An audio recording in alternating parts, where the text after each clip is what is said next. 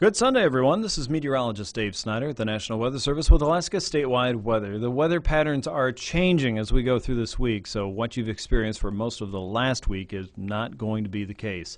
Cooler air is moving in through the North Slope communities and the northern interior. The process is gradual, but it's one that looks like will take shape for most of the interior and the West Coast, especially as we go through your Wednesday and Thursday.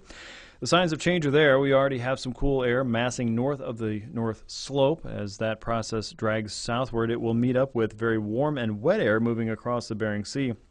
This process has been filling in for a while across the Bering and the West Coast in the form of some pretty wet conditions for Nome earlier last week, and now that process is creeping eastward.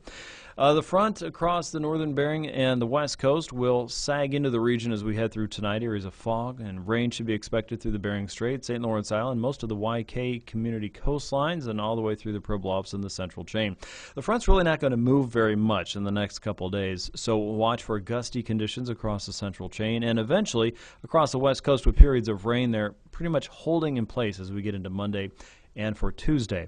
But as that combines with colder air across the interior later on this week, we do expect to see a very slow-moving and wet system across parts of the southern interior, and that could mean places around the Denali National Park region, Healy, and the southern interior, generally north of the Alaska Range, and that could be along the Parks Highway as well. So plan for wet travel conditions if you're going back and forth from Fairbanks to Anchorage. Across South Central, it looks like dry conditions prevail for the Copper River Basin, most of the Kenai and Kodiak Island region, but clouds will fill in for Bristol Bay, and rain and fog is expected across regions from Bethel all the way up to Unalakleet, Nome, and into the Chukchi Seacoast. For southeast, a very dry period has been experienced for you. Clouds are gradually filling in there. You've got northerly flow that's keeping conditions fairly dry, and that process looks to continue as you head through your Tuesday, but clouds will be filling into the region as high pressure moves a little bit to your south and west, allowing clouds and wet weather to gradually take shape over southeast once again.